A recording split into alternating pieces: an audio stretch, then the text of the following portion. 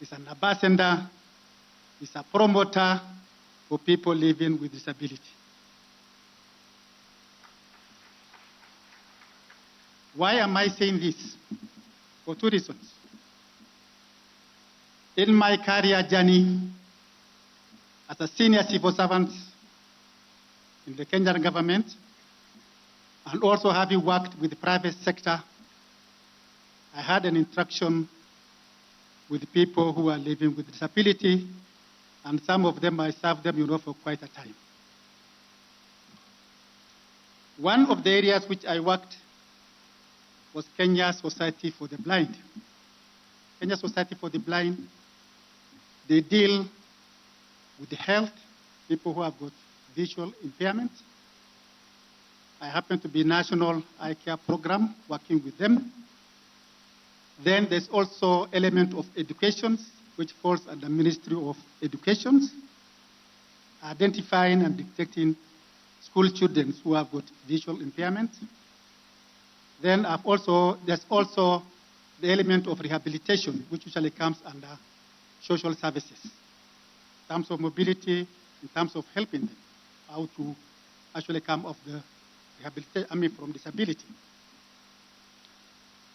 I've also worked with the Kenya Red Cross Society. I'm told some of them are here,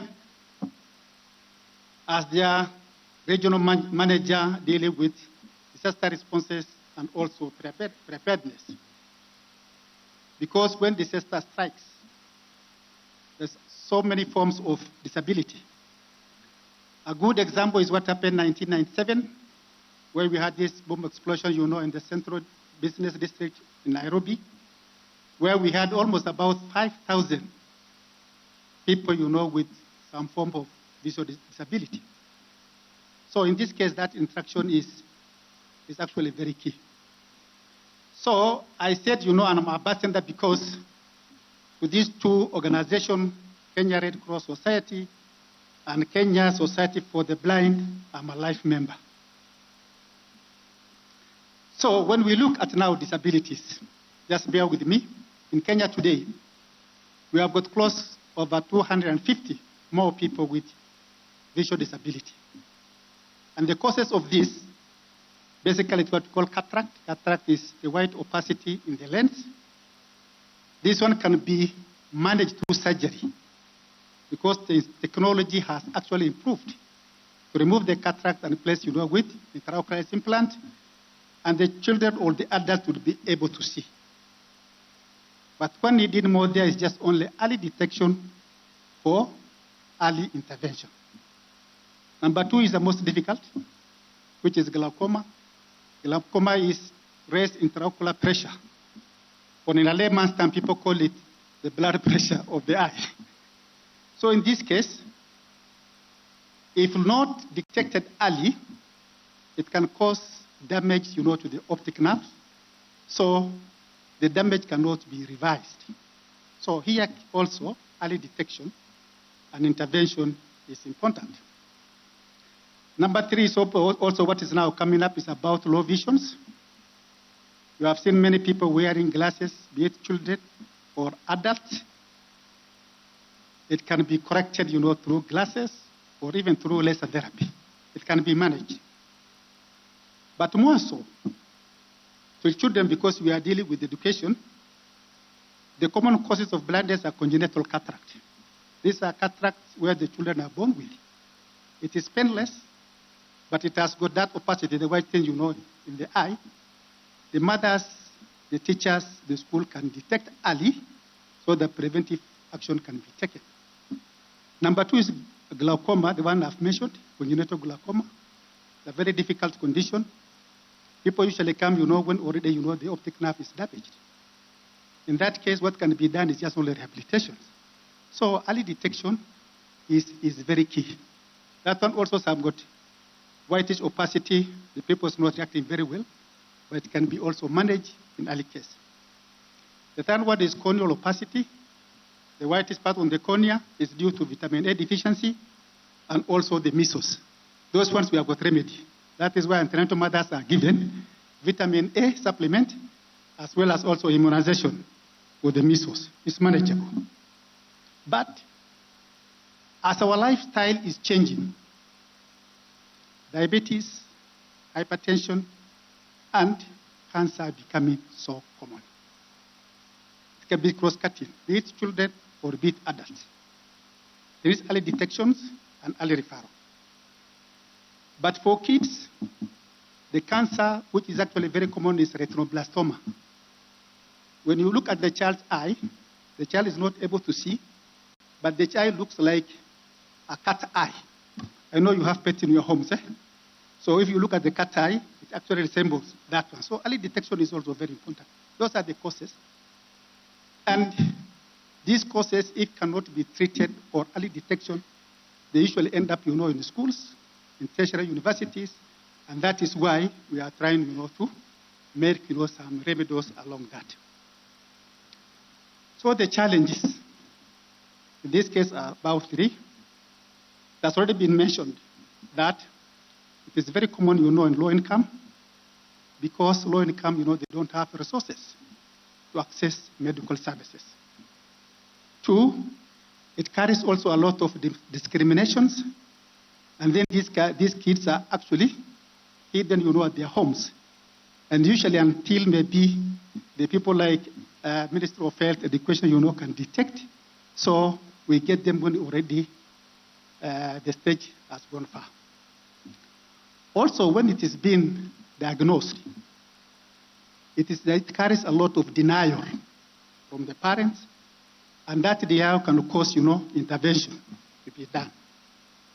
2, also mobility, that's mentioned here, be it visual, be it physical, it is something that hinders. So based on this, as Ministry of Petroleum and Energy, what is our contributions? 1, last year the government has actually cabinet approved about liquid petroleum growth strategy. In that line, we are working with the Ministry of Education to ensure that using the firewood and the charcoal can both be encouraged in our school. We piloted 20 schools.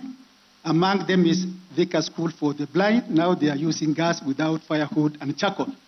And we are spreading that one to more schools.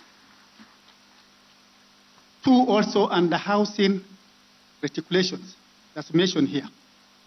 As Honorable Senator said, the State Department is supposed to lobby Ministry of State Department of Housing and Urban Development to ensure that at least some portion will be given to people living with disability. So we shall push that one as a ministry.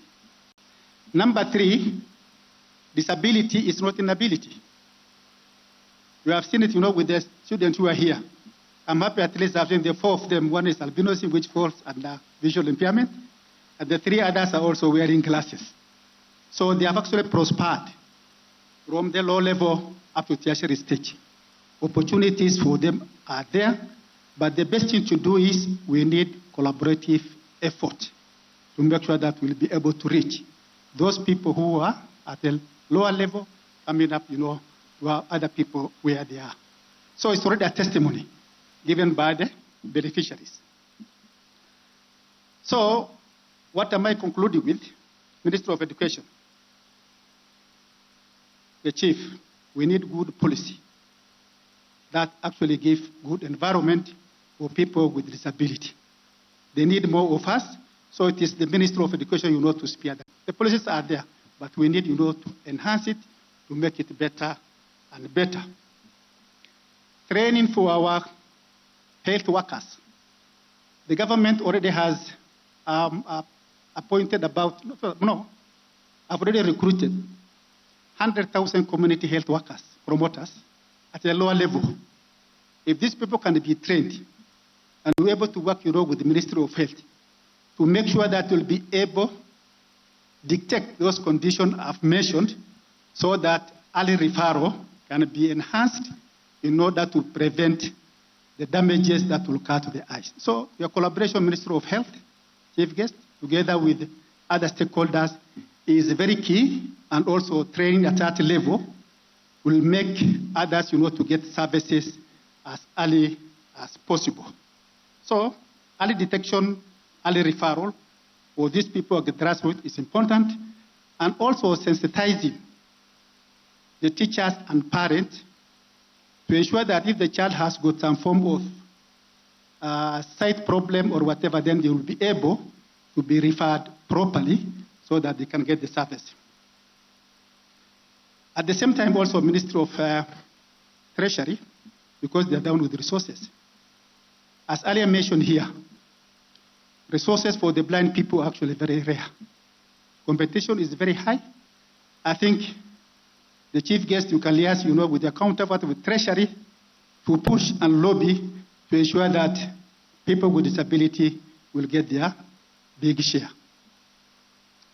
Finally, collaborations with all the stakeholders is very key, so that we'll be moving together as a team. Therefore, ladies and gentlemen, it is an honor to be here today as we launch the KPC